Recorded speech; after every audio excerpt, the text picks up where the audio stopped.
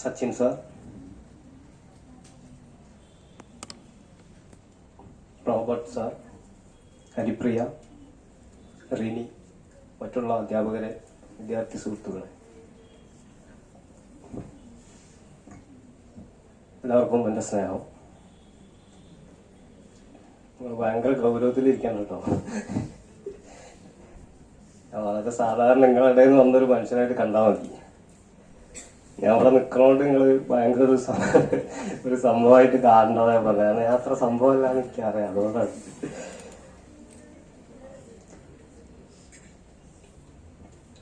നമ്മുടെ ഭാഷേന്റെ പ്രതിജ്ഞ നമ്മളെല്ലാവരും ചൊല്ലി. അതിൽ അവസാനം പറയുന്ന ഒരു വാക്യമുണ്ട്, ഞാൻ തന്നെയാണ് അല്ലേ എൻ്റെ ഭാഷ.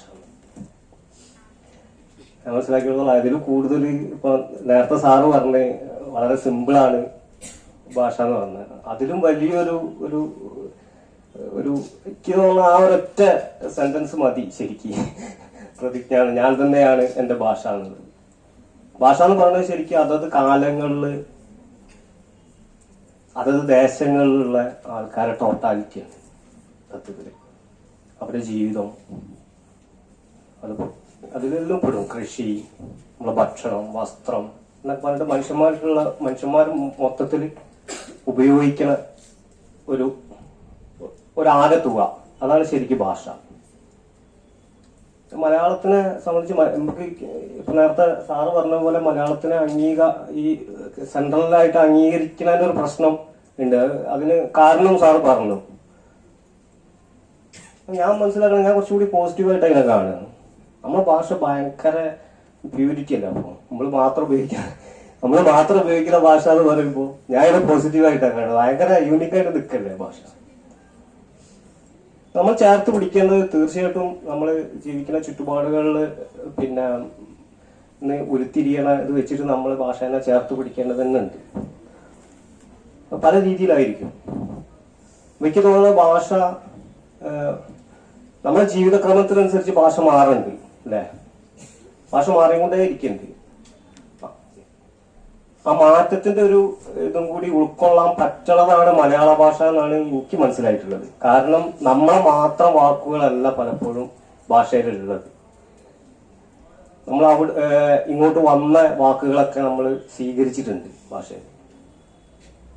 ഞാൻ എന്തായാലും ഭാഷനെ പറ്റിയിട്ട് വലിയൊരു പ്രഭാഷണമൊന്നും ഞാൻ നടത്തല്ല. കാരണം എന്നോട് പറഞ്ഞിട്ടുള്ളത് എഴുത്തിനെ പറ്റിയിട്ടും സർഗാത്മകമായിട്ടുള്ള അതിനെ പറ്റിയിട്ടൊക്കെ സംസാരിക്കാനാണ്.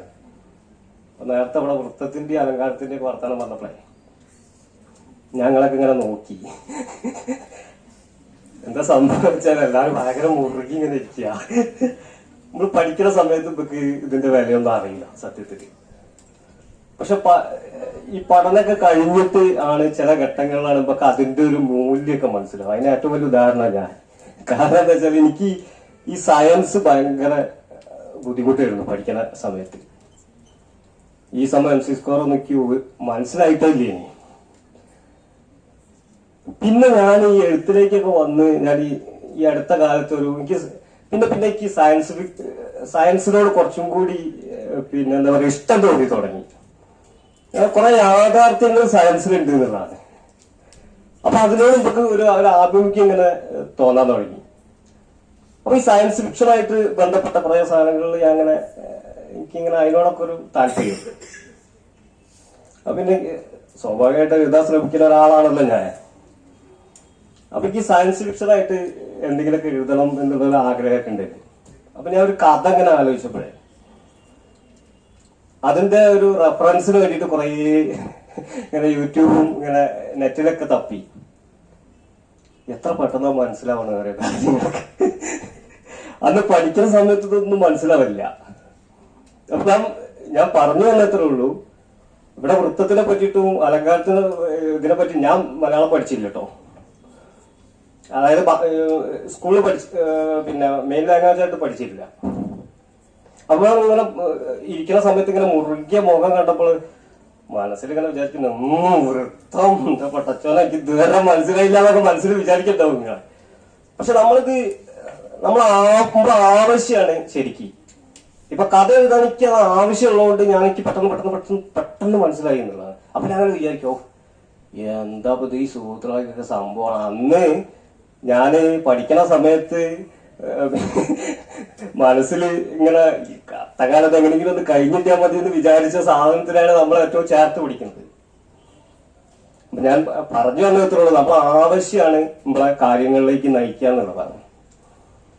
സത്യത്തിൽ എന്റെ എഴുത്തുമായിട്ട് ബന്ധപ്പെടുത്തി പറയുകയാണെങ്കിൽ ഒരിക്കലും എന്റെ വീട്ടിലോ അല്ലെങ്കിൽ കുടുംബക്കാരോ ആരും അങ്ങനെ എഴുത്തില്ല. ഈ വായനനെ പോലും പിന്നെ അങ്ങനെ ചേർത്ത് പിടിക്കുന്ന ആൾക്കാരൊന്നും ഇല്ലെന്നു. പിന്നെ ഞാൻ എങ്ങനെയാണ് എഴുത്തിലേക്ക് എത്തിപ്പെട്ടതെന്ന് ചോദിക്കുകയാണെങ്കിൽ എനിക്ക് തോന്നുന്ന ഒരു എങ്ങനെയൊക്കെയോ ഇങ്ങനെ നമ്മൾ ആ ഒരു തുരുത്തിലേക്ക് എത്തി എന്നുള്ള. അപ്പൊ ഇത് ഇന്നാൾ ഞാനൊരു പരിപാടിക്ക് പോയപ്പോഴേ ഇങ്ങനെ ഞാൻ നമ്മൾ സത്യസന്ധമായിട്ട് പറഞ്ഞു അവിടെ പോയാലും എങ്ങനെയൊക്കെയോ എഴുത്തിലേക്ക് പിന്നെ എത്തിപ്പെട്ടെന്ന് പറഞ്ഞപ്പോ അവിടെ ഇരുന്ന എന്റെ കൂടെ പഠിച്ചൊരു കുട്ടി ഉണ്ടായിരുന്നു. അപ്പൊ ഒരു പരിപാടി കഴിഞ്ഞിട്ട് വന്നിട്ട് എന്നോട് പറഞ്ഞു, അത് നിങ്ങൾ ഇങ്ങനെ എങ്ങനെയൊക്കെയോ എത്തിപ്പെട്ടതെന്ന് പറയരുത്, കാരണം കുറച്ചും കൂടി ഒന്ന് കൂട്ടി ഒന്ന് ഗുമ്മാക്കി പറയണം എന്ന് പറഞ്ഞു. പക്ഷെ നമുക്കത് കഴിയില്ല. ഞാൻ എന്താ സത്യസന്ധമായിട്ട് പറയണം, എങ്ങനെയാണ് എഴുത്തിലേക്ക് വന്നതെന്ന് ചോദിച്ചു കഴിഞ്ഞാണെങ്കിൽ എനിക്ക് ഇപ്പോഴും അതിന് കൃത്യമായിട്ടൊരു ഉത്തരമില്ല. സത്യത്തിൽ വായന അമ്മ കുറച്ചൊക്കെ വായിക്കായിരുന്നു. അപ്പൊ അമ്മേന്റെ അടുത്ത് നിന്നൊക്കെ കിട്ടിയ കുറച്ച് വായനന്റെ ഒരു ഇതൊക്കെ ഉണ്ടായിരുന്നു. അപ്പൊ ആ സമയത്താണ് ഈ ക്യാമ്പ്, സാഹിത്യ ക്യാമ്പ് ഉണ്ടെന്ന് പറഞ്ഞിട്ട് പത്രത്തില് ഇങ്ങനെ വാർത്ത വന്നത്. ഞാൻ ആ ക്യാമ്പിലേക്ക്, തിരൂരായിരുന്നു ക്യാമ്പ്, ഈ യുവകലാ സാഹിതി നടത്തിയ ക്യാമ്പ്. ആ ക്യാമ്പിലേക്ക് ഞാനിങ്ങനെ കഥ അയക്കുകയാണ്. അപ്പൊ ആ കഥ എന്താ വെച്ചാല്, അച്ഛൻ ഭയങ്കര, ഞാൻ പല സ്ഥലത്ത് പറഞ്ഞു, അച്ഛൻ ഭയങ്കര സ്ട്രിക്റ്റ് ആണ് വീട്ടില്. ഇന്നൊക്കെ നിങ്ങളെ അച്ഛന്മാരും പാപ്പന്മാരൊക്കെ നല്ല കമ്പനി അല്ലേ അല്ലേ, തോളിൽ കയറ്റി. എനിക്ക് സത്യം പറയുകയാണെങ്കിൽ ഭയങ്കര ഇഷ്ടം തോന്നും, കാരണം അത്രയ്ക്ക് കമ്പനിയാണ്. പക്ഷെ അന്നത്തെ എനിക്ക് തോന്നുന്ന ഞങ്ങളൊക്കെ തലമുറയിലെ അച്ഛൻ ഈ അധ്യാപകരുടെ ബന്ധമൊക്കെ കാണുമ്പോൾ എനിക്കിപ്പാണ് സ്കൂളിൽ പഠിക്കാൻ തോന്നുന്നത്, അല്ലെങ്കിൽ കോളേജിലൊക്കെ പഠിക്കാൻ തോന്നുന്നത് സത്യത്തിൽ. കാരണം അവരത്രയും ഫ്രണ്ട്ലി ആണ് അല്ലേ, സത്യല്ലേ? എന്താ താലാട്ടം മടി, ആരെങ്കിലും പ്രശ്നമുള്ള അധ്യാപകരുണ്ടോ അവിടെ? പിന്നെന്തെങ്കിലും ഇങ്ങനെന്തോ ഒരു അപ്പൊ ഞാൻ പറഞ്ഞത് എന്താ വെച്ചാല്, അപ്പൊ അത്രയും ഫ്രണ്ട്ലി ആണ്. അതൊരു ഭയങ്കര ഒരു മുന്നേറ്റമാണത് സത്യത്തിൽ. അപ്പൊ നമ്മുടെ വീട്ടിൽ അങ്ങനെയല്ല. ഞാൻ അമ്മേനായിട്ടാണ് കുറച്ചുകൂടി കമ്പനി. അച്ഛൻ ഭയങ്കര സ്ട്രിക്റ്റ് ആണ്, ഭയങ്കര. അപ്പം കളിക്കാനൊന്നും അങ്ങനെ വിടൂല. നിങ്ങൾ ആലോചിക്കണം, എന്റെ അച്ഛൻ നന്നായിട്ട് ഫുട്ബോൾ കളിച്ചിന്.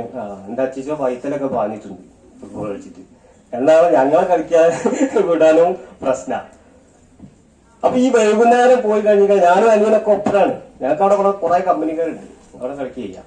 വലിയൊരു പറമ്പാ. ആ പറമ്പിന്റെ ഒരു പ്രത്യേകത എന്താ വെച്ചാല്, ഈ വൈകുന്നേരം ആവണത് അറിയൂല. കാരണം ഈ എപ്പോഴും വെളിച്ചുണ്ടാവും, മരങ്ങളൊന്നും ഇല്ലാത്തതുകൊണ്ട്. ഞാനാണെങ്കിൽ എന്തൊരു കാര്യത്തിനും ഭയങ്കര ആത്മാർത്ഥതയൊക്കെയുള്ള ഒരു മനുഷ്യനാണ്. അപ്പൊ ഈ ക്രിക്കറ്റാണ് മെയിൻ സാധനം. അപ്പൊ അനിയൻ ചിലപ്പോ ബാറ്റൊക്കെ കഴിഞ്ഞാൽ വല്ല വീട്ടിലേക്ക് പോരും. നമ്മൾ പിന്നെ ലാസ്റ്റ് ബോൾ വരെ കഴിഞ്ഞിട്ട് വീട്ടിലെത്തുള്ളൂ. 6:30 മണി കഴിഞ്ഞിട്ടാണെങ്കിൽ പിന്നെ എന്താ പറയാ, വീട്ടില് കയറ്റാൻ ബുദ്ധിമുട്ടാ. 6:30ന്റെ ഉള്ളിൽ വീട്ടിലെത്തണം. 6:30 കഴിഞ്ഞിട്ട് വീട്ടിലെത്തിയ പിന്നെ അന്ന് ചോറുണ്ടാവില്ല, അന്ന് ചോറ് കട്ട. അപ്പൊ ഞാൻ ഈ ലാസ്റ്റ് പന്ത് ഒക്കെ കഴിഞ്ഞ് വരുമ്പോഴത്തേന് അനിയൻ എന്റെ ഒപ്പം കളിച്ച ആളായിരിക്കും. അനിയൻ അവിടെ വന്ന് ഭയങ്കര ഡീസന്റ് ആയിട്ട് വായിക്കണവും പഠിക്കണമൊക്കെ ഉണ്ടാവും. അപ്പൊ ഞാനിങ്ങനെ മതിലൊക്കെ ചാടി ഇങ്ങനെ വരുമ്പോ അച്ഛൻ കറക്റ്റ് സ്പോട്ടിൽ അവിടെ ഉണ്ടാവും. അച്ഛൻ അടിക്ക കുരുമുളക് കൊണ്ടേ ഉണ്ടാ. കുരുമുളക് അറിയില്ലേ? അങ്ങനെ അച്ഛന്റെ ന്യായമുണ്ട്. കാരണം എന്താ വെച്ചാല്, കുരുമുളക് കൊണ്ട് അടിച്ചിരിക്കുകയാണെങ്കിൽ പുറത്ത് ഉള്ളതേ ഉണ്ടാവുള്ളൂ, ഉള്ളിലേക്ക്, ശരീരത്തിന്റെ ഉള്ളിലേക്ക് പറ്റില്ല. പക്ഷെ ആ ഒടുക്കത്ത വേദനയാണ് അതിന്. നമ്മളെ ചാട്ടവാറോട്ട് അടിക്കുന്ന വേദനയാ. അപ്പൊ ഞങ്ങള് പൈപ്പിന്റെ അടുത്ത്, അടുക്കള ഭാഗത്തുള്ള പൈപ്പിന്റെ അടുത്ത് ഒരു മാവുണ്ട്. അപ്പൊ മാവില് കുരുമുളക് വെള്ളി കയറ്റിയിട്ടുണ്ട്. അപ്പൊ കുരുമുളക് വെള്ളി കുറെ കയറി കഴിഞ്ഞാൽ അങ്ങനെ താഴേക്ക് ഇറങ്ങും. അപ്പം അച്ഛൻ ഈ കുരുമുളക് വെള്ളിയാ പൊട്ടിക്കുക അടിക്കാൻ വേണ്ടിട്ട്. കൈ എത്ര ദൂരത്ത് ഉണ്ടാവും. അത് പൊട്ടിച്ചിട്ട് ഇങ്ങനെ തല കുത്തനെ ഒരു പിടുത്തം പിടിച്ചിട്ട് ഇങ്ങനെ ഒരു വാർക്കലായല കംപ്ലീറ്റ്. അപ്പൊ ഇതൊരു ചാട്ട കിട്ടും. അതുകൊണ്ടാണ് അടി കിട്ടുക. അതുകൊണ്ട് എന്താ വെച്ചാല് ഞാനാണെങ്കിൽ അടിക്കാൻ വരുമ്പോ ഓടൂല. അവിടേക്ക് ഭയങ്കര ആത്മാർത്ഥതയാണ്. ഞാൻ അങ്ങനെ നിന്നങ്ങനെ കൊള്ളും. അതിനാണെങ്കിൽ ഓടി കഴിച്ചിട്ടാവും. അപ്പൊ അവിടുന്ന് ആ ഒരു അടീന്റെ ഒരു സാധനമായിരുന്നു ഞാൻ ശരിക്കും കഥ പോലെ എഴുതിയത് ആദ്യമായിട്ട്. അപ്പൊ ഈ മാവും ആ മാവിനോടുള്ള ദേഷ്യം ഉണ്ടല്ലോ, നിങ്ങൾക്കൊന്നും അത് പറഞ്ഞാൽ മനസ്സിലാവില്ല. അത്രയ്ക്ക് ദേഷ്യമാണ്. കാരണം ഞാനും അനിയനും ആ മാവ് ഉണക്കാനുള്ള പല പല പരിപാടികളും അന്ന് ചെറുപ്പത്തിൽ നോക്കിയിട്ടുണ്ട്. കാരണം ഈ മാവിന്റെ മുകളിലാണ് കുരുമുളക് വള്ളി. ഇത് ഉണങ്ങിപ്പോ പിന്നെ കുരുമുളക് വള്ളി കിട്ടൂലല്ലോ. അപ്പൊ ഞാൻ ഈ ഒരു സാധനം വെച്ചിട്ട് ഞാനൊരു കഥ എഴുതിയിട്ട് അയക്കുകയാണ്. അത് വായനൊന്നുമില്ല. ഒന്നാമത് എന്താ വെച്ചാൽ നമ്മുടെ നാട്ടിൽ അങ്ങനെ മുഖ്യധാരയിൽ നിൽക്കണ വാരികളൊന്നും കിട്ടാത്തൊരു ആകെ കിട്ടിയ ഒരു മനോരമ, ഒരു മംഗളൂർ, ചിത്രഭൂമി, നാനയോ അങ്ങനത്തെ എന്തെങ്കിലും സാധനമാണ് കിട്ടുക. അങ്ങനെ ഞാനത് അയച്ച് അപ്പൊ ഒരു കത്ത് വന്ന് കുറെ കഴിഞ്ഞപ്പോ ഇങ്ങനെ ക്യാമ്പിലേക്ക് സെലക്ട് ആയിട്ടുണ്ട്. ശരിക്കും സത്യം പറയുകയാണെങ്കിൽ അതായിരുന്നു ശരിക്കും ഒരു റൂട്ട്. കാരണം അവിടെ എത്തിയപ്പോഴാണ് നമ്മൾ പുസ്തകങ്ങളെ പറ്റിയിട്ട് ഇപ്പൊ നമുക്ക് മുന്നേ നടന്നു പോയ ആളുകൾ, എഴുത്തുകാര്, ക്ലാസ്സുകൾ, എഴുത്തിനെ പറ്റിയിട്ടുള്ള ഓരോ അനുഭവങ്ങൾ, അവരെ എഴുത്തിനെ എങ്ങനെയാ കാണുന്നത് എന്നുള്ളതൊക്കെ അവിടുന്ന് ഇങ്ങനെ ഒരുപാട് 2-3 ദിവസത്തെ ക്യാമ്പറ്റ് വരുന്നു. അതൊരു വലിയൊരു തിരിച്ചറിവായിരുന്നു. പിന്നെ ഞാൻ എന്താ ചെയ്തത് വെച്ചാല് ഇങ്ങനെ ക്യാമ്പുകൾ ഉണ്ടാവുമ്പോൾ ഞാൻ അതിൽ നിരന്തരം പങ്കെടുക്കൽ തുടങ്ങി. അതോട് കൂടിയിട്ട് വായനേന്റെ ഒരു ലോകം, പുസ്തകങ്ങളെ പേരുകളും ഒക്കെ കിട്ടിയിട്ട് പിന്നെ നമ്മൾ ലൈബ്രറിയിലൊക്കെ പോയിട്ട് ഇതുപോലെ പുസ്തകങ്ങൾ എടുത്തുകൊണ്ട് വരും, വായിക്കും. നമ്മൾ അറിയാത്ത എഴുത്തുകാർ, നമ്മൾ തീരെ കേട്ട് പരിചയമില്ലാത്ത, അതിന്റെ കുറവ് കൊണ്ടാട്ടോ കേൾക്കാത്തത്, അങ്ങനെയുള്ള എഴുത്തുകാരൊക്കെ നമ്മളെ വായനയിലേക്ക് വന്നു. അങ്ങനെയാണ് സത്യത്തിൽ ഞാൻ വായനയും എഴുത്തേറ്റ് കുറച്ചും കൂടി ഒന്ന് ഡീപ്പായി. അക്കാദമി ആ ഒരു സമയത്ത് കാഞ്ഞങ്ങാട് വെച്ചിട്ടൊരു ക്യാമ്പ് നടത്തിയിരുന്നു. നമ്മൾ ആലോചിക്കണം, നമുക്ക് എഴുത്ത് ഞാനിങ്ങനെ കുത്തിരുന്ന് എഴുതുമ്പോൾ എന്റെ അമ്മ ഭയങ്കരമായിട്ട് എന്നെ എഴുത്തിനെ സപ്പോർട്ട് ചെയ്തൊരു ആളാട്ടോ. അമ്മേനെ പറയാതെ എനിക്ക് എഴുത്തിനെ പറ്റി പറയാൻ പറ്റില്ല. കാരണം എന്താ വെച്ചാൽ അന്ന് നമ്മൾ എഴുതിയിട്ട് അയക്കുക ചെയ്യാം, കവറിലിട്ടിട്ട്. ഇന്ന് മെയിലാണല്ലോ, അന്ന് എഴുതിയിട്ട് ഇവിടെ കഥയും കവിതയൊക്കെ എഴുതുന്ന ആൾക്കാരില്ലേ, മെയിൽ ചെയ്യല്ലോ ഇന്ന് ചെയ്യാം. അന്ന് നമ്മള് കുറച്ചുകൂടി പേപ്പറിലാക്കിയിട്ട് അയക്കുക ചെയ്യാം. നമ്മളിത് പോസ്റ്റ് ഓഫീസിൽ ചെന്ന് ഈ സാധനം കൊടുത്ത് തിരിയുമ്പോഴത്തേന് ചിലപ്പോൾ വീട്ടിലെത്തിയിട്ടുണ്ടോ, അത്രയും സ്പീഡിൽ സാധനം തിരിച്ചിടും. അപ്പൊ ഞാനന്ന് പിന്നെ പണിക്ക് പോണ സമയമാണ്. അപ്പം വീട്ടില് ഞാൻ എത്തുമ്പോ അമ്മ പിന്നെ ആദ്യമൊന്നും ഒന്നും പറയില്ല. പിന്നെ ചോറൊക്കെ തിന്ന് ഞാൻ റൂമിലെത്തുമ്പോ ഒരട്ടി സാധനം കൊണ്ടുപോയി തരും എന്റെ കയ്യിൽ. അതൊക്കെ എന്റെ കഥ തിരിച്ചു വന്നതാണെന്ന് പറഞ്ഞിട്ട് കൊണ്ടുപോയി തരും. അപ്പൊ ഞാൻ ചോദിക്കുന്നതിനൊക്കെ കുറച്ച് നേരത്തെ തന്നൂടെ? കാരണം നമുക്ക് ഇത് അറിയാൻ ആഗ്രഹം ഉണ്ടാവൂലേ? അല്ല, ഈ 2 പറ്റി തിന്നാണെങ്കിൽ തിന്നോട്ടെ വിചാരിച്ചിട്ട് പറയാനാണ് കാര്യം. കാരണം ഇനി അതൊരു ടെൻഷനായിട്ട് വേണ്ടെന്ന് വിചാരിച്ചിട്ട്. അപ്പം അമ്മേനെ പറയാതെ നമുക്ക് ഒരിക്കലും എഴുത്തിനെ പറ്റി പറയാൻ പറ്റില്ല. അമ്മ അത്രയ്ക്കും സപ്പോർട്ട് ആയിരുന്നു നമ്മളെ എഴുത്തിന്. അപ്പൊ അത് അന്ന് ഈ ക്യാമ്പിലൊക്കെ പങ്കെടുത്ത് പിന്നെ അപ്പം കാഞ്ഞങ്ങാടിക്ക് ഞാൻ ഇതേപോലെ അപ്പൊ അങ്ങനത്തെ ഒരു എന്റെ അവസ്ഥ മനസ്സിലാക്കാൻ വേണ്ടിയിട്ട് അത് പറഞ്ഞത് നിങ്ങളോട് ഷെയർ ചെയ്തത്. കാരണം അങ്ങനത്തെ ഒരു സിറ്റുവേഷനിൽ വെച്ചിട്ട് നമ്മൾ 2 കഥ എഴുതി അയക്കുകയാണ് കാഞ്ഞങ്ങാടിക്ക്. അങ്ങനെ അവിടുന്ന് കത്ത് വന്ന് നമ്മൾ ക്യാമ്പിൽ പോവാണ്. ക്യാമ്പിൽ പോയിട്ട് അവിടുന്ന് രാത്രി ഇങ്ങനെ ഗ്യാങ്ങായിട്ട് തിരിച്ചിട്ട് നമ്മളെ കഥ ചർച്ച ചെയ്യും. ആ ചർച്ച ചെയ്യുന്ന സമയത്ത് ഒരാള്, ആ പേര് ഞാൻ പറയില്ല, എന്റെ കഥ എന്ത് കഥയാണ് ഇതൊക്കെ കീറിക്കളയണം എന്നൊക്കെ പറഞ്ഞിട്ട് ഭയങ്കരമായിട്ട് ഷൗട്ട് മീൻസ് വിമർശനം, ഭയങ്കരമായിട്ട് വിമർശിച്ച്. അപ്പൊ എന്റെ കൂടെയുള്ള ഒരു 5-7 ആൾക്കാരാണ് ആ ഗ്യാങ്ങിലുള്ളത്. അപ്പൊ ഇവരൊക്കെ ഇങ്ങനെ നോക്കി. അങ്ങനെ രാത്രി ഞങ്ങൾ റൂമിലെത്തിയപ്പോ പിന്നെ ഇതായി ചർച്ച. അപ്പൊ എന്നോട് ഒരു പറഞ്ഞു ഈ ആയിട്ടാണ് പിടിച്ചു നിന്നത്, ഞങ്ങളൊക്കെ ആണെങ്കിൽ ആകെ തകർന്നു പോയിട്ടുണ്ടാവും. കാരണം അപ്പുറത്തേക്ക് കയറിയിട്ടിട്ട് ഒരു കഥ അയച്ചു കൊണ്ടുവന്നിട്ട്. പക്ഷെ എനിക്ക് ശരിക്കും സത്യത്തില് ആ ഒരു വിമർശനം അല്ലെങ്കിൽ ആ ഒരു പ്രശ്നം ഉണ്ടാകുമ്പോ എന്നെ അത് ബാധിച്ചില്ല എന്നുള്ളതാണ്. കാരണം ഞാൻ അപ്പോഴും മനസ്സിലാക്കണത് ചിലപ്പോ എന്റെ കഥ ഒരു പക്ഷെ പിന്നെ അയാൾക്കത് അല്ലെങ്കിൽ ആ എഴുത്തുകാരനത് കണക്റ്റ് ആയിട്ടുണ്ടാവില്ല. അപ്പൊ നമ്മൾ പിന്നെ കുറച്ചുകൂടി കഴിഞ്ഞപ്പോ നമ്മൾ തീരുമാനിച്ചതാണ് കഥ എന്തായാലും എഴുതണം എന്നുള്ളത്. കുറെ കാലം കഴിഞ്ഞപ്പോൾ അടുത്ത് ഞാനും ആ എഴുത്തുകാരനും കൂടി ഒരു ക്യാമ്പില് ക്ലാസ് എടുക്കാൻ അപ്പുറം ഇരുന്നു. അപ്പൊ ഞാൻ ഈ സാധനം പറഞ്ഞു. അപ്പോ ഞങ്ങൾ കുറെ ചിരിച്ച്.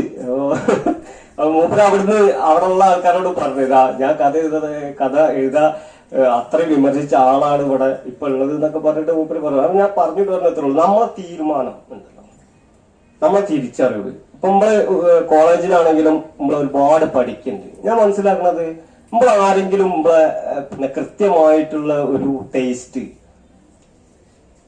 നമുക്ക് എന്തിനാണ് നിൽക്കാൻ പറ്റുക എന്നുള്ള രീതിയിൽ ആരെങ്കിലും പഠിക്കണ്ടോ എന്നുള്ളതാണ് ഒരു എഡ്യൂക്കേഷന്റെ ഒരു മെയിൻ ഒരു ഫാൾട്ടിക്ക് തോന്നുന്നത്. അങ്ങനെയാണ് നമ്മൾ എന്തിനൊക്കെയോ വേണ്ടി പഠിക്കുകയാണ് അല്ലെ. നമുക്ക് നമ്മൾ എന്താണ് ആരാണ് ആകേണ്ടത് എന്നുള്ള രീതിയിൽ പഠിക്കണ്ടോ എന്നുള്ള എനിക്ക് സംശയമാണ് സത്യത്തിൽ.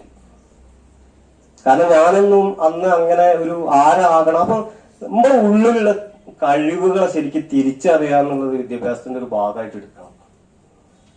അല്ല അടിസ്ഥാനപര പ്രൈമറി ഒരു എഡ്യൂക്കേഷൻ ഒക്കെ ആവശ്യമാണെങ്കിൽ പോലും. അപ്പൊ ഞാൻ പറയാൻ കാരണം എന്താ വെച്ചാൽ ഞാൻ അന്ന് എനിക്ക് ഈ എഴുതുക അല്ലെങ്കിൽ എഴുത്ത് എന്നുള്ളൊരു നമ്മളിപ്പോഴും ശ്രമിച്ചുകൊണ്ടിരിക്കുകയാണ് കേട്ടോ എഴുതാന്. ഇപ്പം ഒരു കഥ എഴുതി കഴിഞ്ഞാലേ നമുക്ക് കഥാകൃത്താണെന്ന് പറയാൻ പറ്റുള്ളൂ. അല്ലാതെ മുന്നേ എഴുതിയ കഥേനെ പറ്റിയിട്ട് പറഞ്ഞിട്ട് കഥാകൃത്താണ് ഒരു കാര്യമില്ല. മനസ്സിലായില്ലേ? നമ്മൾ ചെയ്യണം. അപ്പൊ നമ്മളച്ഛൻ കൽപ്പണിക്കാരനാണ്. അച്ഛൻ പറഞ്ഞ അച്ഛൻ പുസ്തകമൊന്നും ഒരുപാട് വായിക്കണമെന്ന ആളൊന്നുമല്ല. പക്ഷെ അച്ഛൻ പറഞ്ഞൊരു കാര്യമുണ്ട്, അത് ഞാൻ എന്റെ ജീവിതത്തിൽ ഉടനീളം ഞാൻ എപ്പോഴും ഓർക്കണ ഒരു കാര്യമാണ്. അത് എനിക്ക് തോന്നുന്നത് അത് വലിയൊരു തത്വശാസ്ത്രം. അച്ഛൻ എങ്ങനെയാണത് എന്തുകൊണ്ടാണ് പറഞ്ഞത് ഇവിടുത്തെ അച്ഛൻ പറഞ്ഞത് എന്താ വെച്ചാല് കൽപ്പണിക്കാരൻ എന്ന് പറഞ്ഞ ഒരു കല്ല്, അച്ഛൻ കൽപ്പണിക്കാരനാ, ഒരു കല്ല് നമ്മൾ കുമ്മായം പരത്തി തൂക്കുകെട്ടിട്ട് തൂക്കുമ്പോഴേ കൽപ്പണിക്കാരനാവുന്നുള്ളൂ. അയാൾ പിന്നെ കൽപ്പണിക്കാരനാവണമെങ്കിൽ അടുത്ത കല്ല് കുമ്മായം വെച്ച് തൂക്കുകെട്ടിടണം. അച്ഛൻ ജീവിതത്തിലുടനീളം കൽപ്പണിക്കാരൻ എന്നുള്ള ഒരു കോൺസെപ്റ്റിൽ ആ ഒരു തത്വമായിരുന്നു ഉപയോഗിച്ചത്. ഞാനത് നേരെ എഴുത്ത് എന്നുള്ള രീതി, എഴുതാൻ ശ്രമിക്കുന്ന ആൾ എന്നുള്ള രീതിയിൽ നമുക്ക് എന്താ പറയാ ഒരു കഥ എഴുതി കഴിയുമ്പോളെ ശരിക്കും അടുത്ത കഥാകൃത്ത് എന്നുള്ളൊരിത് വേണമെങ്കിൽ അല്ലെങ്കിൽ നോവൽ അടുത്തത് ചെയ്യണം. അടുത്തത് ചെയ്യുമ്പോഴേ അയാള് കഥാകൃത്തുള്ളൂ. അതായത് ഞാൻ പറഞ്ഞത് ഇത് നെഗറ്റീവായിട്ടല്ല കേട്ടോ, ഞാൻ പോസിറ്റീവായിട്ടാണ് പറയണത്. അപ്പൊ നിരന്തരമുള്ള ഇടപെടലുകൾ ആവശ്യമാണ് എന്നുള്ളതാണ്. അപ്പൊ ഈ ക്യാമ്പുകളിൽ പങ്കെടുത്തു, പിന്നെ അയക്കണ സംഭവങ്ങൾ. അപ്പൊ ഞാൻ ഇപ്പൊ ഭാഷേനെ പറ്റിയിട്ട് പറഞ്ഞല്ലോ. ആദ്യ കാലങ്ങളിലൊന്നും എനിക്ക് ഈ നമ്മുടെ കൊളോക്കിയൽ ഭാഷ ഉണ്ടല്ലോ അത് ഉപയോഗിക്കാൻ ഭയങ്കര പേടിയായിരുന്നു. ഇതിന്റെ ആദ്യത്തെ സമാഹാരം എടുത്ത് പരിശോധിക്കുകയാണെങ്കിൽ അതില് കഥകളൊക്കെ കൊളോക്കിയൽ ഭാഷ ഉപയോഗിച്ച കഥകൾ കുറവായിരിക്കും. നേരത്തെ നമ്മുടെ ഭാഷയിൽ നമ്മൾ തന്നെ കോൺഫിഡന്റ് ഇല്ല എന്നുള്ളതാണ് ഏറ്റവും വലിയ പ്രശ്നം.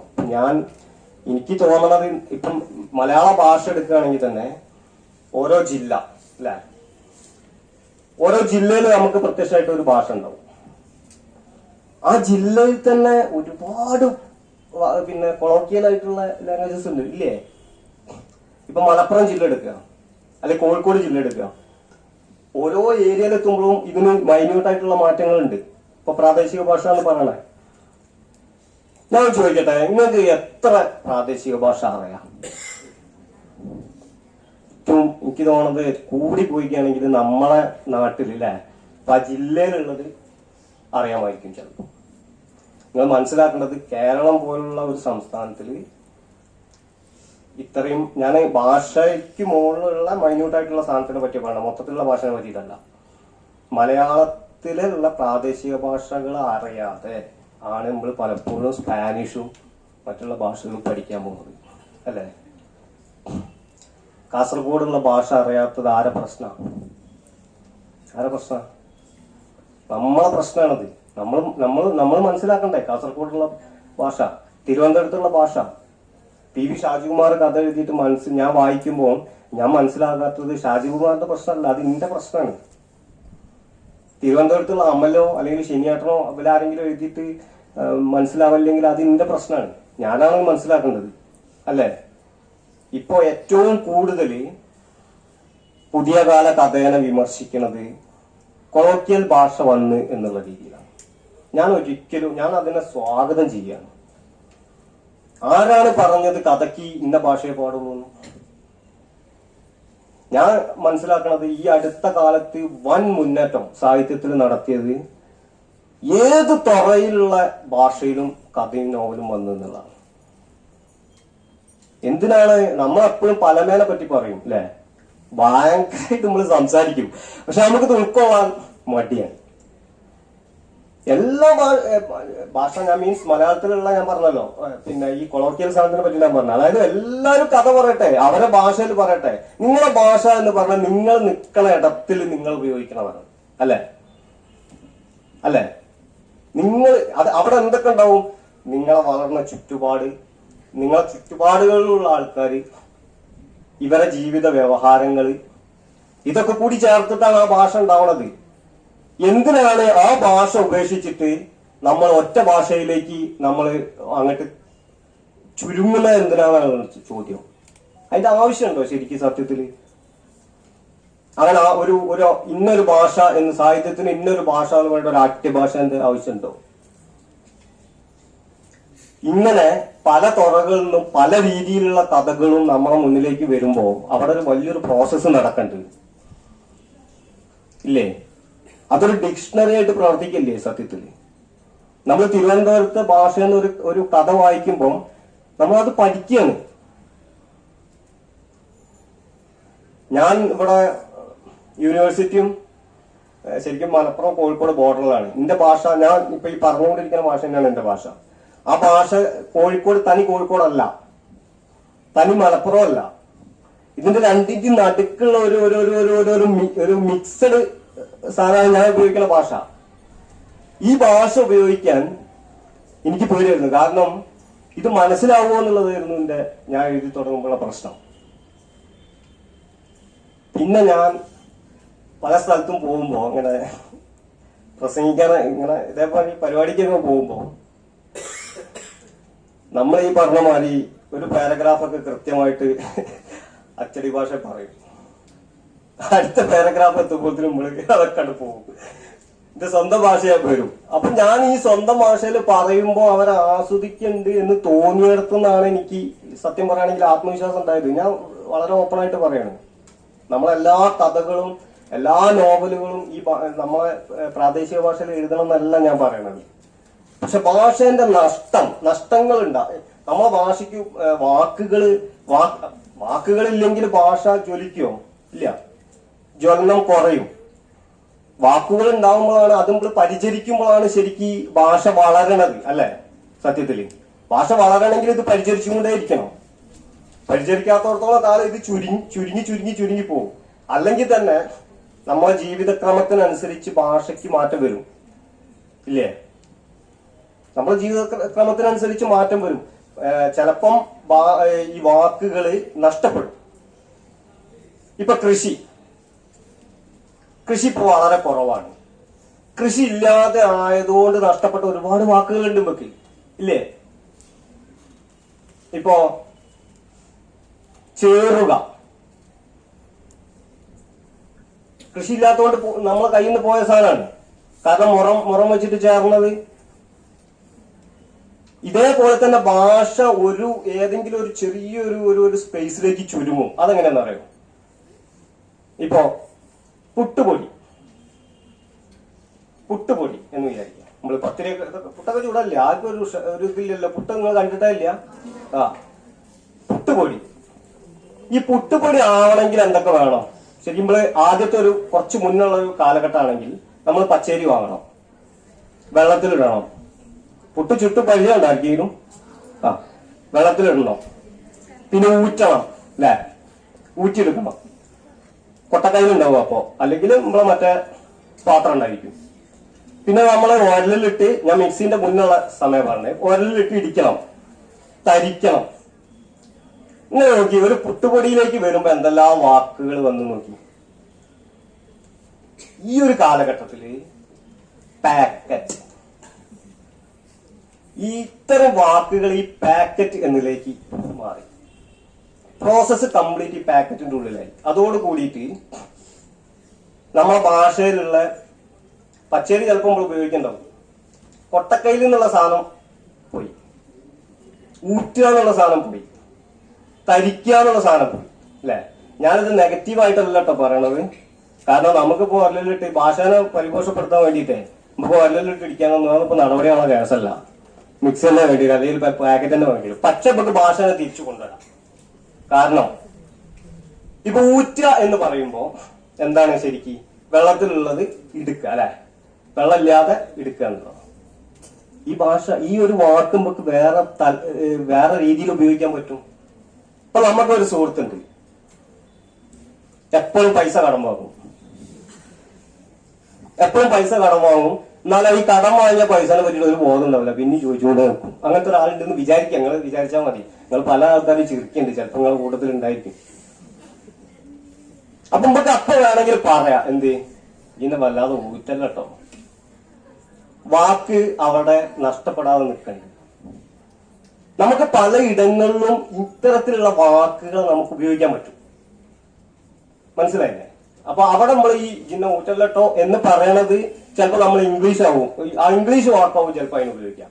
ഇംഗ്ലീഷ് ഉപയോഗിക്കുന്നതിന് എതിരല്ലട്ടോ, മോശമായിട്ടെന്നല്ലട്ടോ ഞാൻ പറയണത്. നമുക്ക് നഷ്ടപ്പെട്ടു പോകുന്ന വാക്കുകൾ നമുക്ക് തിരിച്ചെടുക്കാൻ പറ്റും. ഈ ഊറ്റുക എന്നുള്ളത് ഞാൻ ഉദാഹരണം പറഞ്ഞത് നമ്മുടെ നാട്ടിലായിരിക്കും ചിലപ്പോൾ ഉപയോഗിക്കേണ്ടാവുക. ഈ കൊളോക്കിയൽ ആയിട്ടുള്ള കഥ പറച്ചിലും സാധനം വരുമ്പോ ഈ ഊറ്റുക അവിടെ ഉണ്ടാവും, അത് നഷ്ടപ്പെട്ടു പോകില്ല. അപ്പൊ ഭാഷ അവിടെ സംരക്ഷിക്കപ്പെടുകയാണ് അല്ലെ. നിങ്ങൾ ഈ ഒരുപാട് വാക്കുകൾ അങ്ങനെ ഉണ്ട്, ഞാൻ ഒരു ഉദാഹരണം എന്നുള്ള രീതിയിൽ അത് പറഞ്ഞെന്നുള്ളൂ. പിന്നെ ഹൈഡ്, അതായത് പിന്നെ ഒളിഞ്ഞിരിക്കണ അല്ലെങ്കിൽ ഉപയോഗിക്കാത്ത വാക്കുകൾ ഉപയോഗിക്കണ ഒരു സംഭവങ്ങൾ ഉണ്ടാവുന്നുണ്ട് ഇല്ലേ. അപ്പൊ നമ്മൾ ആദ്യം ഉപയോഗിക്കാൻ നമുക്ക് മടിയോ എന്തോ കാര്യങ്ങൾ കൊണ്ട് നമ്മൾ ഉപയോഗിക്കാത്തത്, പണ്ട് സ്ത്രീകള് പിന്നെ എന്താ പറയാ പീരീഡ്സ് ആയി കഴിഞ്ഞിട്ടാണെങ്കിൽ പുറത്താക്കുക എന്നാ പറയാ അല്ലെ, പുറത്തായി എന്നാ പറയാ അല്ല. നിങ്ങൾ കേട്ടില്ലേ? നിങ്ങൾ ചിലപ്പോ കേട്ടിട്ടുണ്ടാവില്ല, പുതിയ തലമുറ ആയതുകൊണ്ട്. അതിന്റെ തൊട്ട മുന്നിലുള്ള തലമുറ അങ്ങനെ പറയാം. എന്തൊരു പൊളിറ്റിക്കലായിട്ടുള്ള വാക്കാണ് നോക്കുന്നത്, പുറത്താകുക. നമുക്ക് മലയാളത്തിൽ അതിഗംഭീരമായിട്ടുള്ള ഒരു വാക്ക് അതിനുണ്ട്, ആർത്തവം. പറഞ്ഞൂടെ? ഞാൻ ചോദിക്കട്ടെ, ഇപ്പൊ ഈ ഒരു കാലത്ത് എത്ര ഗംഭീരമായിട്ട് അത് ഉപയോഗിക്കപ്പെടുന്നത്? പുതിയ തലമുറന്റെ ഒരു മാറ്റാണത്. അവർക്കൊരു പ്രശ്നമല്ല ഇതൊന്നും പറയാൻ. എന്താ പ്രശ്നം? അത് മനുഷ്യന്റെ പ്രോസസ്സാണ്. അപ്പൊ അത് ഒളിഞ്ഞു കിടക്കുന്ന വാക്കായിരുന്നു ആർത്തവം എന്നുള്ളത്. അത് അതിഗംഭീരമായിട്ട് തിരിച്ചു വന്നു. വാക്കുകൾ നമ്മൾ വിചാരിക്കണ പോലെ അപ്പൊ ഒളിഞ്ഞിരിക്കണ്ട, നമ്മളത് കൊണ്ടുവരണം. പറയാനുള്ള ഒരു എന്താ പറയാ ഒരു തൻഗണം നമ്മൾ കാണിക്കണം. നമ്മളെ ഭാഷയാണ്. അത് ആർത്തവം മോശമാണോ? നമ്മളത് പറഞ്ഞു തുടങ്ങി, ഗംഭീരമായിട്ട് പറഞ്ഞു തുടങ്ങി. പണ്ട് സെക്സ് എന്നാ പറയാ, ലൈംഗികത എന്ന് പറയൂല. മലയാളത്തിൽ ഒരു നല്ല വാക്കുണ്ട്, പറഞ്ഞൂടെ? പക്ഷെ ഇന്നത്തെ കാലത്ത് അത് പറയണ്ട് ഇല്ലേ? കുറച്ച് മുന്നത്തെ കാലത്ത് പറഞ്ഞില്ല, ഇന്നത്തെ കാലത്ത് അത് പറയണ്ട്. പിന്നെ നമ്മളെ ജീവിതക്രമത്തിനനുസരിച്ച് പുതിയ വാക്കുകൾ, അത് ചിലപ്പോൾ ഇംഗ്ലീഷ് ആയിരിക്കും, വരും. അങ്ങനെ വരണ്ട് ഭാഷയിൽ വന്ന് ചേർന്നിട്ട് ബ്ലൈൻഡ് ആവുന്നുണ്ട്. ഇപ്പൊ കോവിഡ് വന്നതിന് ശേഷം ഒരുപാട് വാക്കുകൾ അല്ലെ. മാസ്ക് എന്നൊക്കെ വന്നില്ലേ, മാസ്ക്. പണ്ടൊക്കെ മാസ്ക് എന്ന് പറയുമ്പോൾ നമുക്ക് ഈ ഓപ്പറേഷൻ മാത്രം ഓർമ്മ വരിക അല്ലെ. അങ്ങനെയല്ല നമ്മൾ ഉപയോഗിക്കാം മാസ്ക് എന്നുള്ളത്. ക്വാറന്റൈൻ, ഈ ക്വാറന്റൈൻ ഒക്കെ കേട്ടപ്പോ ഞാൻ അത് എന്തോ ഒരു വലിയൊരു വൻറ്റൈനാന്ന് വിചാരിച്ചു. ഫസ്റ്റ് കേൾക്കും, നമ്മൾ ഫസ്റ്റ് കേൾക്കല്ലേ. അപ്പൊ അങ്ങനെ അപ്പൊ അതിൽ നമുക്ക് വേണമെങ്കിൽ മലയാളീകരിക്കാം. ഇപ്പൊ മാസ്കിന് ഞങ്ങളുടെ നാട്ടിൽ മീൻ വെറുതെ സ്ഥിരമായിട്ട് ഉപയോഗിച്ചില്ലെങ്കിലും മീന്തക്കൊട്ട എന്ന് പറയും. നല്ലൊരു വാക്കല്ലേ ഇത്, മീന്തക്കൊട്ട. മീന്താന്ന് പറഞ്ഞാൽ ഞങ്ങളെ ഈ മുഖത്തിന്റെ ഭാഗത്തിനാണ് മീന്താന്ന് പറയാം. അവിടെ വെക്കണ കൊട്ട എന്നുള്ള രീതിയിൽ മീന്തക്കൊട്ട. എന്ത് രസമുള്ള വാക്കാണത്. അങ്ങനെ വേണമെങ്കിൽ നമുക്ക് ഉപയോഗിക്കാൻ പറ്റും. അപ്പൊ നമ്മുടെ ജീവിതത്തിനനുസരിച്ച് നമ്മൾ മനസ്സിലാക്കേണ്ടത് ഇനിയുള്ള കാലം എന്ന് പറയുന്നത് ബെന്യാമിനേട്ട ഏതോ ഒരു ഇതിൽ പറഞ്ഞത് ഓർമ്മയുണ്ട്, ഇമോജികളുടെ കാലാണ് അല്ലെ. നമ്മൾ വാക്കുകൾ എപ്പോഴും മനസ്സിലാക്കേണ്ടത്, നമ്മൾ സംസാരം ഈ സാധനമൊക്കെ കുറയുമ്പോൾ നമ്മളെ വാക്കുകളും കൂടി കുറയുന്നുണ്ട്. നമ്മൾ ചുരുങ്ങി ചുരുങ്ങി ചുരുങ്ങി പോരുകയാണ്. ഇപ്പോ മൊബൈല് ശരിക്കും നമുക്കൊരു അവയവമാണ് അല്ലേ, ഒരു ടൂളാണ് അല്ലേ. കാരണം ഒരാളെടുത്തുനിന്ന് രക്ഷപ്പെടാൻ നമുക്കൊരു മൊബൈൽ മതി. നാലാളെ കൂടി ഒന്ന് വർത്താനം പറയുമ്പോൾ നമുക്ക് പറ്റാത്തൊരു സാധനമാണെങ്കിൽ ഹലോ എന്ന് ചോദിച്ചിട്ട് അയാൾ പുറത്തേക്ക് പോകാൻ മൊബൈൽ മതി. ആ മൊബൈലിന് അത്രയും നമ്മളെ ലൈഫിനോട് അത്രയും ചേർന്ന് നിന്നുള്ളതാ. ഇതില്ലാതെ നമുക്ക് പുറത്തിറങ്ങുമ്പോ പ്രശ്നമാണ്. അപ്പൊ ഞാൻ ഈ മൊബൈലിൽ നമ്മൾ ഏറ്റവും കൂടുതൽ ഉപയോഗിക്കുന്നത് എന്താ, ഇമോജികളുടെ ഭാഷയാണ് അല്ലെ. ഈ ചിരിക്കണത് അല്ലെ, അങ്ങനെ കൂളിംഗ് ഗ്ലാസ് ഒക്കെ വെച്ചിട്ടുള്ള സാധനം. എനിക്ക് ഈ ഇമോജികളെ പറ്റിയിട്ട് വലിയ ധാരണയൊന്നുമില്ല ഇനി സത്യത്തില്. ആദ്യം നമ്മളതിൽ വല്ലാതെ ഇങ്ങനെ സൂക്ഷ്മത ഇതാക്കാത്തതുകൊണ്ട്. അപ്പൊ ഈ പിന്നെ ഒരു ചാറ്റിങ്ങിന്റെ ഇടയിൽ ഈ ഗ്ലാസ് വെച്ച കുറെ ഇമോജിന്റെ അയച്ച്, അപ്പൊ എനിക്കിങ്ങനെ തോന്നുന്നത് ഇത് ഇന്നൊന്ന് കളിയാക്കിയതാണ്. ഇങ്ങനെയുള്ള ഒരു സാധനമാണല്ലോ ഇമോജി. കുറെ മുന്നത്തെ കാര്യം കേട്ടോ, മൊബൈൽ വന്ന സമയത്ത്. അപ്പൊ ഞാൻ ഇതെന്താ കളിയാക്കണ്, അപ്പൊ എന്നോട് ഇത് കളിയാക്കി, ഇത് കൂടുന്നുള്ള സാധനമാണ്. അവിടെയാണ് അപ്പോഴാണ് ഞാൻ മനസ്സിലാക്കുന്നത് ഞാൻ അതിന്റെ ഒപ്പം പോവാത്തോണ്ടാണത് അല്ലെ. ഞാൻ അതിന്റെ കൂടെ പോവാത്തോണ്ടാണ് എനിക്ക് ആ പ്രശ്നം. പോയി കഴിഞ്ഞാൽ പ്രശ്നമില്ല, എനിക്ക് മനസ്സിലായി സംഭവം. അപ്പൊ എന്താ വെച്ചാൽ ഇമോജികളുടെ കാലത്തിലാണ് നമ്മൾ ജീവിക്കുന്നത്. അപ്പൊ ഭാഷ ഇമോജികളായിട്ട് ചുരുങ്ങുന്ന കാലം കൂടിയാണിത്. ഇപ്പൊ നിങ്ങൾ തന്നെ ഒരു ടെക്സ്റ്റ്, നിങ്ങൾ ചാറ്റ് ചെയ്യുന്ന ടെക്സ്റ്റ് എടുത്ത് നോക്കി, എനിക്ക് തോന്നുന്നത് നിങ്ങൾ ടെക്സ്റ്റ് ചെയ്താനായിട്ട് ഇമോജികൾ നിങ്ങൾ ഉപയോഗിച്ചിട്ടുണ്ടോ. ഹഹഹാന്ന് ഇപ്പൊ ചിരിക്കാനും കൂടി നമുക്ക് മടിയാ. മെസ്സേജിൽ അതിലൊരു ഒറ്റ സ്ലൈഡിയാ. എന്റെ ഹഹഹാന്ന് എന്റെ ചിരിക്കുന്നതിന് ഞാൻ മിക്കവാറും എന്നെ ചാറ്റ് ചെയ്യണോലൊക്കെ ഹഹഹാന്ന് പറഞ്ഞിട്ട് ഞാൻ മലയാളത്തിൽ തന്നെ കൊടുക്കും. ഞാൻ ഇംഗ്ലീഷും അല്ലാതെ മലയാളത്തിൽ തന്നെ ടൈപ്പ് ചെയ്ത് കൊടുക്കും. അപ്പൊ എന്നോട് അറിയിച്ചെന്താ ഈ രാക്ഷസം ചിരിക്കുന്നത്. നിങ്ങൾ ആലോചിക്കില്ല, ഞാൻ വളരെ ജെന്യുവിനായിട്ട് ചിരിച്ചതാ. ഇവർക്ക് ഈ ഇമോജി കാണാതെ, നമുക്ക് ഈ ഇമോജി കാണാതെ നമുക്ക് അത് ചിരിയാണെന്ന് തന്നെ സങ്കല്പിക്കാൻ പറ്റില്ല അല്ലേ. നിങ്ങൾക്ക് ആരെങ്കിലും ഇങ്ങനെ ഹഹഹ എന്ന് പറഞ്ഞിട്ട് അല്ലെങ്കിൽ ഹിഹിഹി എന്നൊക്കെ പറയുമ്പോ കളിയാക്കണ പോലെ തോന്നിട്ട് കയറി. നേരെ മറിച്ച് ആ ഇമോജി ഈ എന്താ പറയാ ചിരിച്ചിട്ട് ഇങ്ങനെ ഈ കണ്ണിന്ന്, ഞാൻ എവിടെയും കണ്ടില്ല മനുഷ്യന്മാരെ കണ്ണിന്ന് ഇങ്ങനെ കണ്ണീര് പോകുന്നത് ചിരിച്ചാൽ ഇങ്ങനെ കണ്ണൊക്കെ ഇങ്ങനെ ചെറുതായിട്ടൊക്കെ നനയുന്നല്ലാതെ ഇതിങ്ങനെ തെറിച്ച് ഇങ്ങനെ രണ്ട് ശൂലം പോലെ ഞാൻ കണ്ടില്ല ഇതുവരെ. പക്ഷെ നമുക്കത് കിട്ടണം, അത് കിട്ടിയാലേ നമ്മൾ സാറ്റിസ്ഫൈഡ് ആവുള്ളൂ. അതാണ്. അപ്പൊ ഭാഷ നമുക്ക് ഓരോ സാധനങ്ങൾ ഉപയോഗിക്കുന്നതിനനുസരിച്ച് നമ്മളെ ഭാഷ മാറും. ഭാഷ മാറുന്ന പറഞ്ഞിട്ടാണെങ്കിൽ അങ്ങനെ മൊത്തത്തിൽ മാറുക എന്നല്ല ഞാൻ ഉദ്ദേശിച്ചത്. അതിനുള്ള ഒരു മാറ്റങ്ങൾ സംഭവിച്ചു കൊടുക്കും.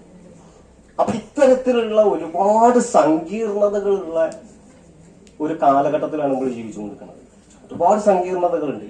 ഭാഷയെ ചേർത്ത് പിടിക്കേണ്ടത് നമ്മളെ, നേരത്തെ പറഞ്ഞല്ലോ ഞാൻ തന്നെയാണ് എന്റെ ഭാഷ എന്ന് പറഞ്ഞത്. ഞാൻ ആ വാക്ക് മാത്രം മതി വെക്ക്, ഞാൻ തന്നെയാണ് ഭാഷ. അപ്പം നമ്മൾ ചേർത്ത് പിടിക്കേണ്ടത് ഭയങ്കര എന്താ പറയാ നിർബന്ധമാണ്. കാരണം നമ്മളത് അങ്ങനെ അത്ര, ഇപ്പം എഴുത്തുകാരനെ സംബന്ധിച്ച് ചിലപ്പം ഭാഷ എന്നുള്ളത് പല സമയത്തും ഒരു ടൂളൊക്കെ ആയി മാറും. അത് മാത്രമാണെന്നല്ല, പക്ഷെ ഞാൻ പറഞ്ഞല്ലോ അത് അതത് കാലങ്ങളിൽ ജീവിക്കണ ആളുകളെ ഒരു ടോട്ടാലിറ്റി തന്നെയാണ് ഈ ഭാഷ എന്നുള്ളത്. അതിൽ മൈന്യൂട്ടായിട്ട് ഇപ്പൊ ഒരു 50 കൊല്ലം മുന്നേ ഉപയോഗിക്കുന്ന ഭാഷയാവൂല ചിലപ്പോൾ നമ്മൾ ഉപയോഗിക്കുന്നത്. മീൻസ് ഭാഷ മീൻസ് മലയാളം എന്നുള്ള അർത്ഥത്തിലല്ല കേട്ടോ, നമ്മൾ അതിന്റെ രീതിനെ പറ്റിയിട്ടാണ് പറയണത്. അപ്പൊ ഇതൊക്കെ ഇങ്ങനെ മാറിക്കൊണ്ടേ നിൽക്കും. ഇപ്പം ഞാൻ പറയട്ടെ, ഇപ്പം ഇംഗ്ലീഷ് വാക്കുകൾ ഒരുപാട് നമ്മൾ ഇങ്ങോട്ടേക്ക് എടുത്തിട്ടുണ്ട്. ഇംഗ്ലീഷുകാരിപ്പോ അവതാർ എന്നുള്ളത് ഇന്ത്യൻ സാധനമാണ്. അത് ഇനിയിപ്പോ ഇംഗ്ലീഷുകാരോട് പോയിട്ട് അവതാർ ഞങ്ങളതാന്ന് പറയാൻ പറ്റൂല. കാരണം അത് ഇംഗ്ലീഷുകാരുടെ ആയി അവതാർ. അത് എടുക്കുമ്പോ അത് ഏറ്റവും മിക്സായി. അവതാർ എന്നുള്ളത് ഓരോരു വാക്കായി. അതാണ് അത്രയും ഗംഭീരമായിട്ടുള്ള സിനിമ. ഇനിയും എത്രയോ ഭാഗങ്ങൾ ഇറങ്ങാൻ കിടപ്പാണ്. അപ്പൊ ഭാഷ എന്ന് പറയുന്നത് ഒരു കൊടുക്കൽ വാങ്ങൽ പ്രക്രിയ കൂടി, അതിന്റെ പ്രോസസ് കൂടി അതിന്റെ ഉള്ളിൽ നടക്കേണ്ടിരുന്നുള്ളതാണ്. എനിക്ക് തോന്നുന്നത് മലയാളം കുറച്ചും കൂടി വിശാലമായിട്ട് അതിനെ സ്വീകരിക്കേണ്ടിരുന്നുള്ളതാണ്.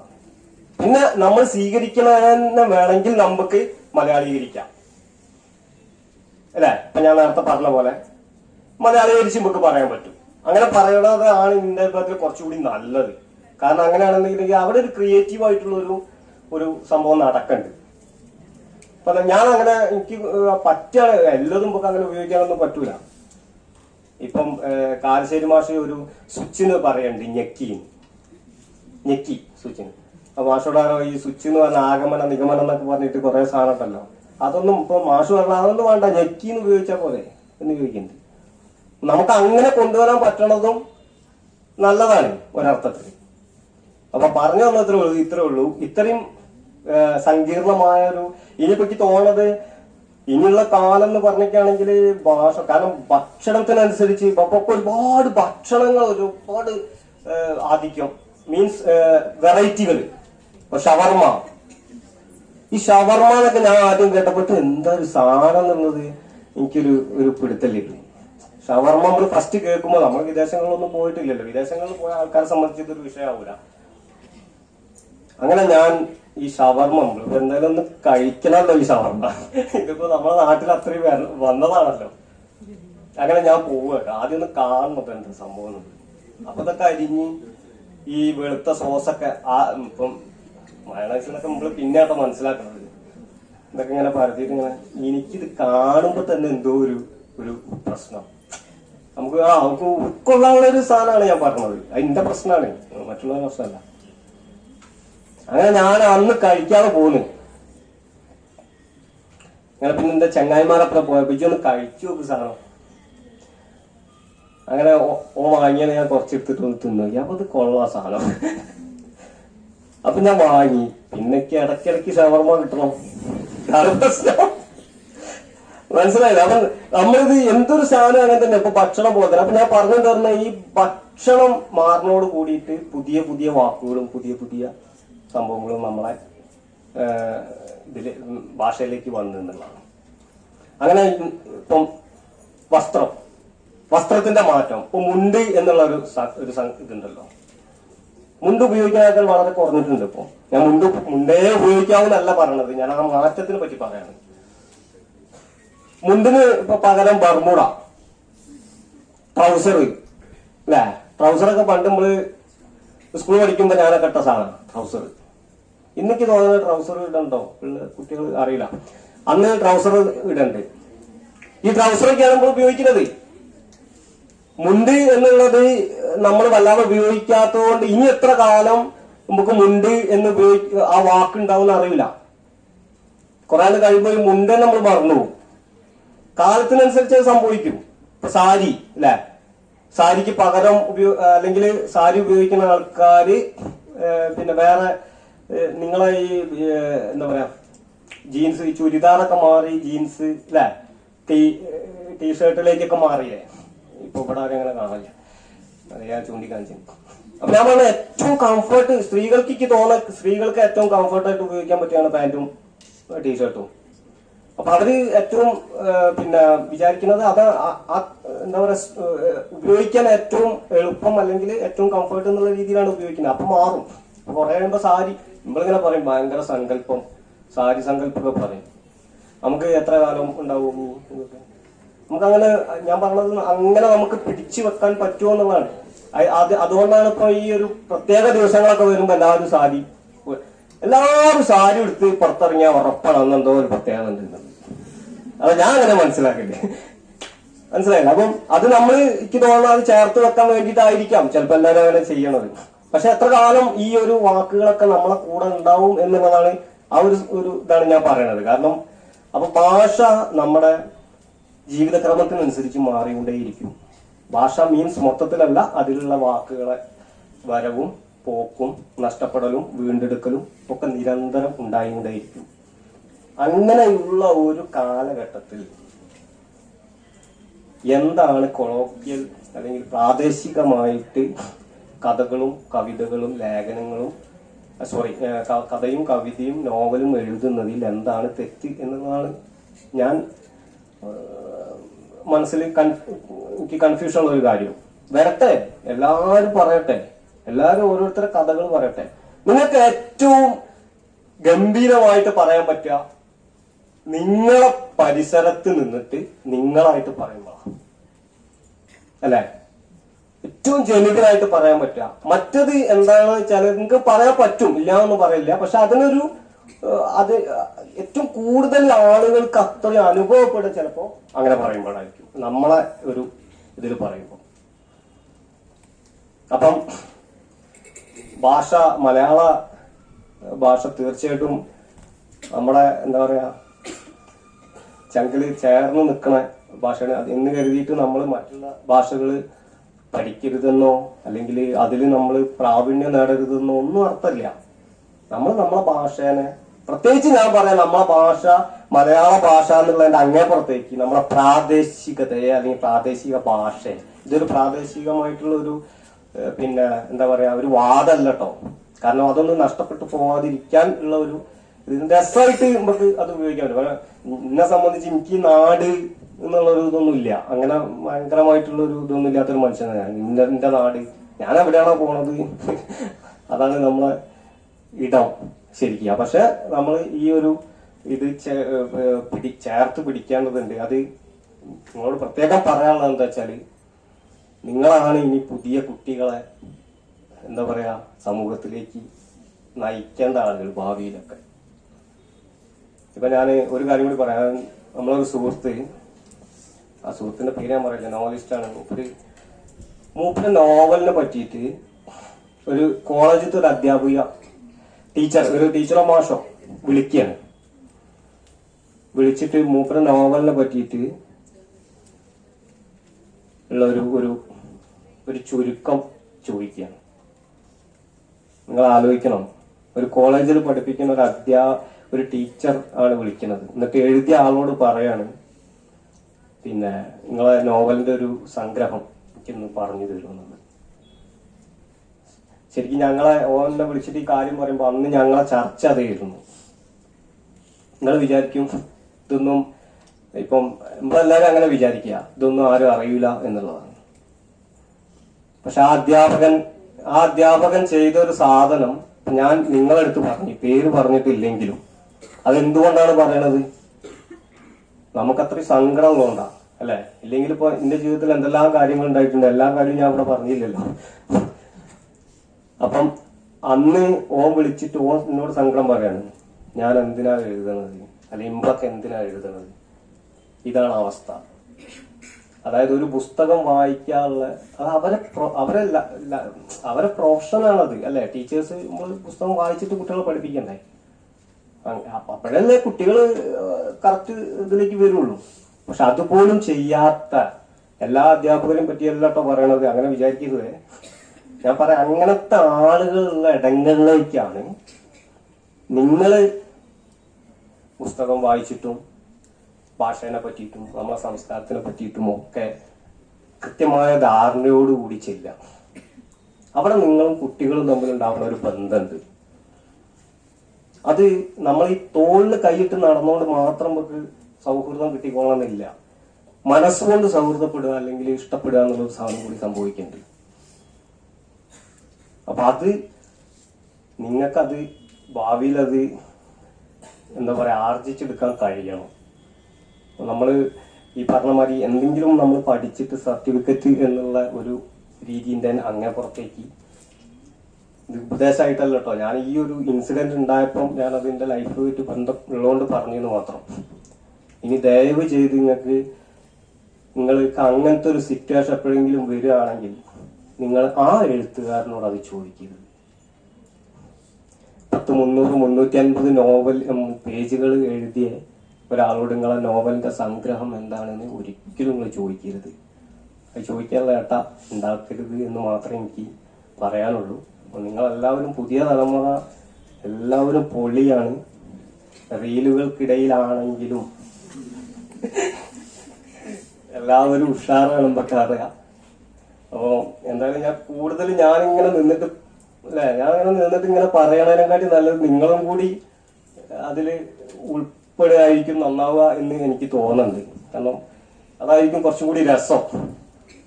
അപ്പൊ ഞാൻ ഇനി കൂടുതൽ ദീർഘിപ്പിക്കില്ല. നമുക്ക് സർഗസംവാദം എന്നാണ് പറഞ്ഞത്. അപ്പൊ ഈ ഒരു അവസ്ഥയിൽ ഭാഷയെ നമ്മൾ ആത്മാർത്ഥതയോടുകൂടി അത്രയും സ്നേഹത്തോടെ ചേർത്ത് പിടിക്കുക എന്ന് മാത്രമാണ് എനിക്ക് ഈ അവസരത്തിൽ പറയാനുള്ളത്. എന്തെങ്കിലൊക്കെയോ ഉദ്ഘാടനം ഭാഷ ഇപ്പം ഭരണഭാഷാ വാചാരണോ വാരാഘോഷം ഭരണഭാഷാ വാരാഘോഷം ഉദ്ഘാടനം ചെയ്തതായി അറിയിക്കുകയാണ്. അതിന്റെ കൂടെ തന്നെ മലയാള മണ്ഡലം അല്ലെ അതിന്റെ ഉദ്ഘാടനം അറിയിക്കുകയാണ്. എല്ലാ സമയത്തും നമ്മുടെ ജീവിതത്തിൽ അത്രയും നമ്മുടെ ഭാഷയെയും നമ്മുടെ സംസ്കാരത്തെയും നമുക്ക് നെഞ്ചിനോട് ചേർത്ത് പിടിക്കാൻ കഴിയട്ടെ എന്ന് മാത്രം ആശംസിക്കുന്നു.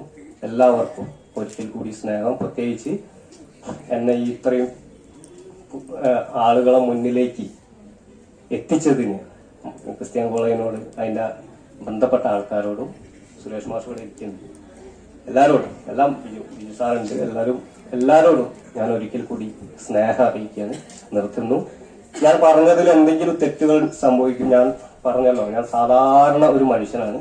ഇനി എന്തെങ്കിലും തെറ്റുകൾ സംഭവിച്ചിട്ടുണ്ടെങ്കിൽ നിങ്ങൾ ആരും അത് മനസ്സിൽ വെക്കല്ല ചെയ്യേണ്ടത്, എന്നെ തിരുത്തുക. ഓക്കെ, നന്ദി, സ്നേഹം.